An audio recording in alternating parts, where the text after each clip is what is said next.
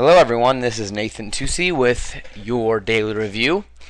Today, as you all probably know, was the FOMC statement in the conference.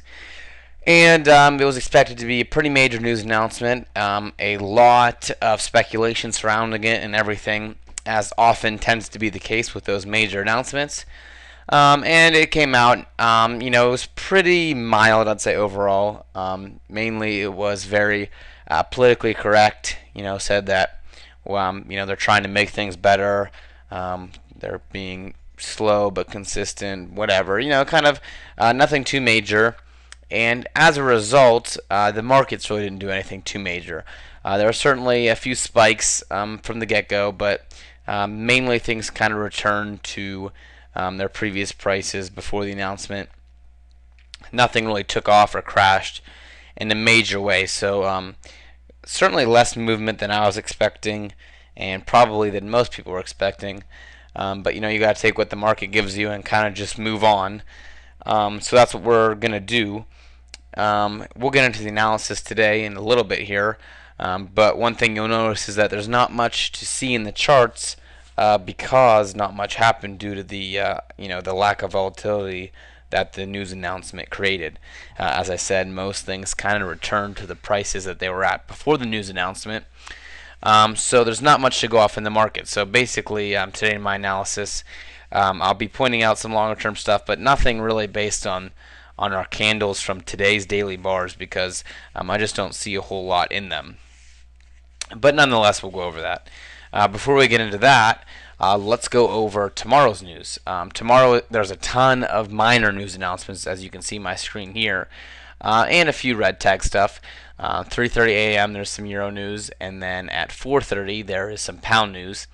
Then in the New York session, which is what I particularly pay attention to, there's the Canadian news, which is core retails, and then at 8:30 also is unemployment claims, which is a pretty big U.S. dollar announcement. So pay attention to those. 8:30 a.m. those kind of kick off our New York session with U.S. dollar and Canadian dollar news announcements. And then at 10 a.m. we also have some more red tagged U.S. dollar announcements, so pay attention to those as well. One of those is the home sales announcement, which tends to have a nice effect on how the economy is viewed. Okay, so make sure that you keep those in mind. There's also a lot of orange events in there and some yellows too, so those could come into play even a little bit as well. But as always, keep those news announcements in the front of your mind as you trade. And even if you're not a fundamental trader, make sure that you know what's going on. One last thing before we get into our analysis is that you need to see this disclaimer so that you know legally what we are presenting you with, something that we're required to do because the government has very strict regulations on trading, because trading is a very risky thing, as you should know and be aware of. So you can pause the video if you need to make sure you're able to read this whole thing. Basically, it says that we're not financial advisors. We're not here to tell you what to do with your money. This is just our opinions and kind of what we think about the market. Alright, with that said, let's jump into the market. The Euro US dollar is one of those pairs, like I mentioned, that kind of popped and spiked, dropped a little bit, but ended up kind of back where it was before the day started. And you can see that today, we didn't make a lot of movement. Technically, the day was bearish, but it wasn't very bearish. Certainly wasn't a major movement in the market. With that said, we still are holding this uptrend since the bottom of this peak. So we have some upward momentum continuing. This bar did not, break any of that, upward momentum, because it, certainly didn't go below our previous bar. So the euro dollar is still in a recent uptrend, and by recent I mean basically since the beginning of this month. This month has been bullish so far. So we're in an upward channel. Obviously, it doesn't have the momentum that some other pairs have, like the AUD did have, because we're in a tighter channel here. We're not instead of spiking up like this, it's kind of headed up like this. Okay, so that's kind of the difference between a momentum-filled spike and just kind of a upward channel. And an upward channel is what we're in now with euro dollar. With that said, we do have some topping action up here. You see that there's three tails that are topping out where kind of the bears are fighting back. So with that base kind of being built and shoving price back down, you probably do want to see a break of this level. If you're looking at euro dollar longs, I would suggest waiting for that level to break if you're interested in taking a euro long and perhaps looking for it to come back and test this major level. So make sure that you keep your eye on this level and also, of course, this level, as those are two things to be paying attention to at this point. But as far as trade recommendations and volatility, or momentum rather, heading in a certain direction, I don't think there's much in the euro dollar. I don't think there's much in most of the pairs, so this analysis, this review as a whole, could be kind of boring because there's just not enough going on to point out specific momentum-filled bars and things like that that we usually like to see. But still, it's good information, good levels and things like that to pay attention to. So I'll try to do my best to point out the things that you might want to be watching. The U.S. yen was a pair that had some movement today, and that was because the yen showed a lot of weakness. For some reason, with the announcement coming out today, there was more yen weakness than anything. So we do see that, and you can see that we're getting close to this previous level that we had trouble at. You see that there was like these 5 topping tails in a row before it broke down near the top of this trend line. And now it's rebounding back up into this area. So again, when we talk about levels, this is a level that you definitely want to watch out for. If price comes around this area, then you can be expecting some struggling. And even you can see even in today's bullish bar, there's a tail at the top from a little bit of struggling. So normally what you see in these situations, as I tend to point out, is that there's a break normally. If you're going to get a break, normally it will retest the level and then continue the trend. So that's kind of the pattern that you might want to be looking for. If it does start to shape like that, then you could see some US dollar Japanese yen long momentum follow through. For me personally, I'm not expecting a lot of long-term follow through. I mean, it might break this level, but I'm not expecting it to come back anywhere near the 84 area. But that's just my personal opinion. And we have, yet to see if it has that kind of momentum in it. So, looking at the U.S. yen, looking at any yen pair really, you're going to see some yen weakness from today. And if that continues, then we might have some good setups. But as of now, as it's just kind of sitting on this level, I don't think there's much to be made out of that yet. All right, pound dollar, I'll show you here is another pair that didn't really do too much. It kind of just sat around the price that it's been in for the past 3 or 4 days. And you can see here that though it technically is maybe slightly moving up with these candles, it's not doing much. So for trend continuation, you'd like to see a momentum bar. This bar had a little bit of a tail, but ended up kind of steadying at the end of the day. And then today's bar certainly didn't do much. So you have this little tiny base, which probably doesn't mean much. It's only a few tails confirming it. But at least you like to wait for it to do something to break out of here before you make a trade on pound dollar. Again, we have this massive support zone down here that has propelled price up. But on the way up, there's a lot of zones that it's struggling with. One zone to point out would, of course, be the bottom of this shelf here, which is a pretty big area that we're looking at. So you keep that in mind. It's basically broken through that for the most part. It's still maybe hanging at the top of that range. But we basically broke through here. For pound dollar, for me to be considered bullish again, I would like to see just a momentum bar that pushes through the top of this little channel and even maybe breaks the bottom of this level here, which I might as well highlight and show you that too, because the bottom of this is also a little bit of a level. So I would watch those two levels. If you get one massive bar that's breaking through these levels, That to me would signify significant pound strength, and would maybe perhaps look for a test of this trend line, which is a long-term trend line, which you can see that I have going here. So that's what you might want to be looking at.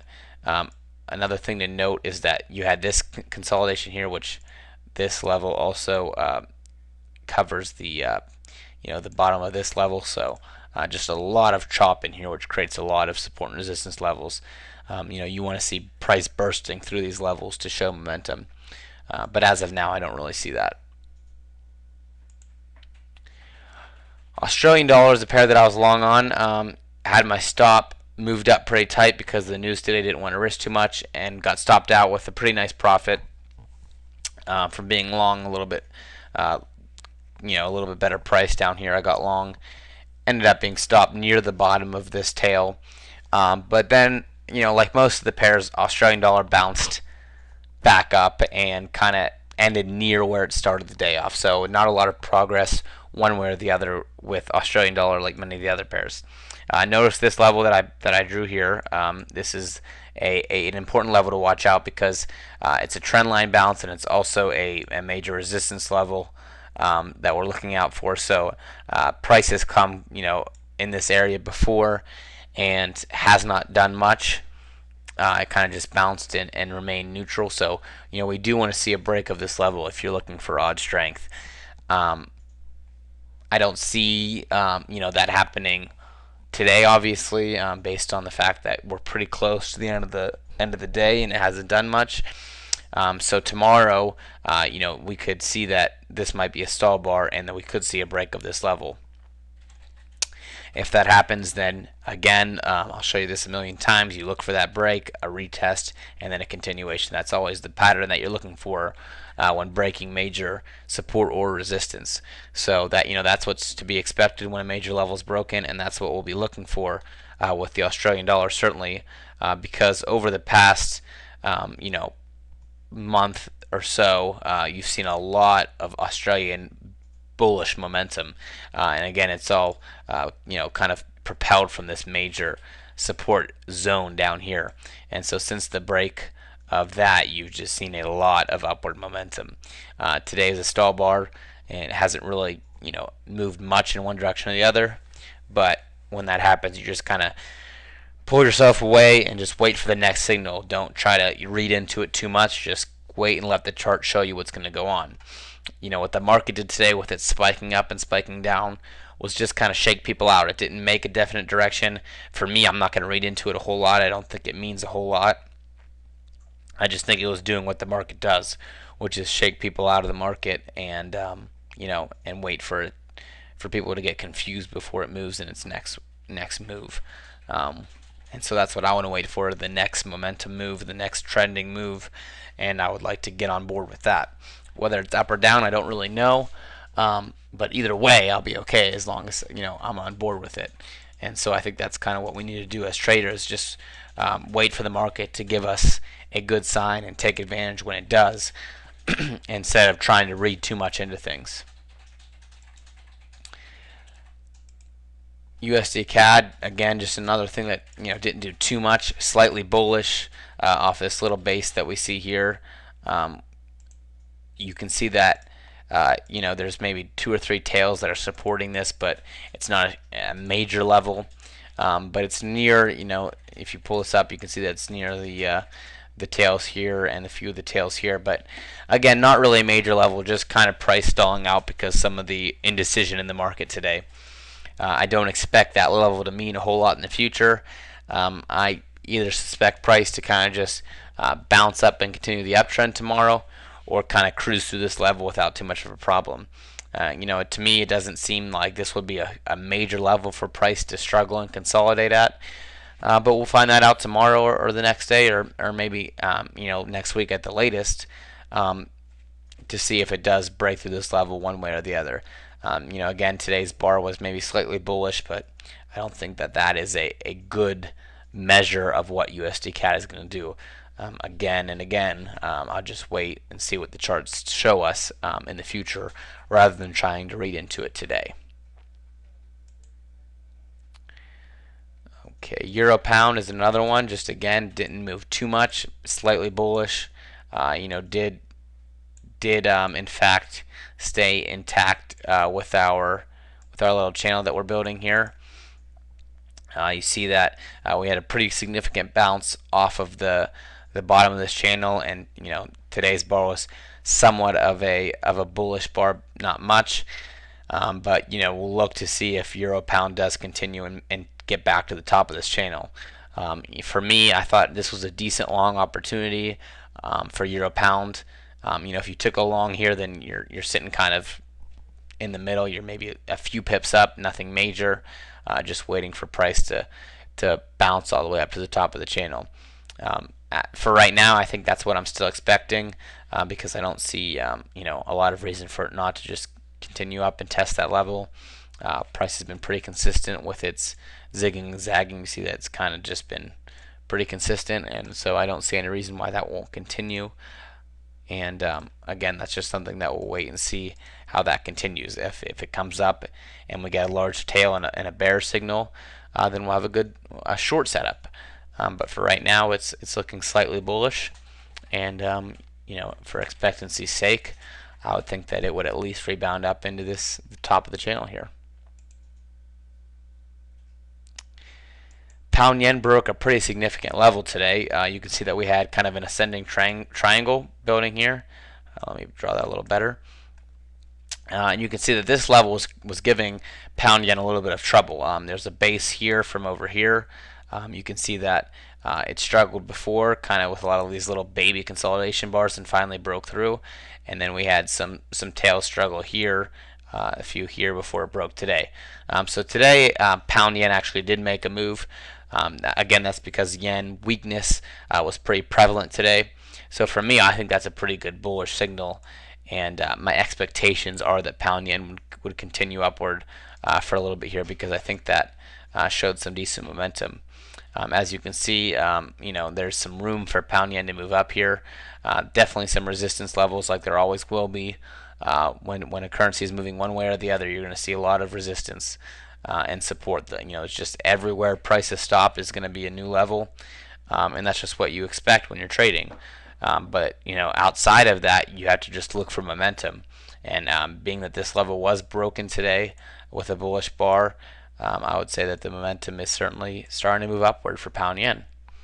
That's my sentiment on pound yen. I think that there's some bullish activity left in there, but we'll see.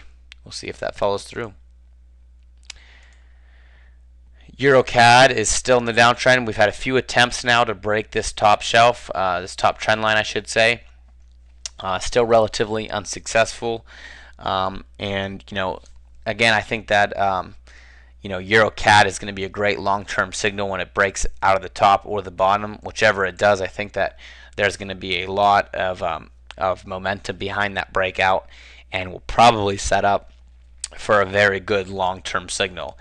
That's kind of my expectation for EURCAD. It's probably going to require a lot of patience, now and when it does break out. But when that does happen, I think we'll be set up with a pretty good long-term opportunity. But again, EURCAD just not having a lot of success breaking that top trend line on the daily chart. It looks like there's some bullish, trying to come through on the side of the euro, but CAD is keeping it in check pretty well. All right, I think that's about the last thing that I'm trying to go over today. I hope that was somewhat helpful. I know again that there wasn't a lot of movement in the market today, so there wasn't a lot to say about what's going on. But hopefully, you're watching these levels and you're like I am, waiting with some, plans to take advantage of the market when it does make its move. And I think that's kind of the key to being successful, waiting for the market to make its move, not getting caught up in the bounces and the shakeouts, letting other people get shaken out, and then getting in when it's made up its mind and taking advantage of the movement. All right, well, that's about it for me. Hopefully this was helpful, and as always, leave any questions or comments below the video. I will talk to you soon, and good luck trading.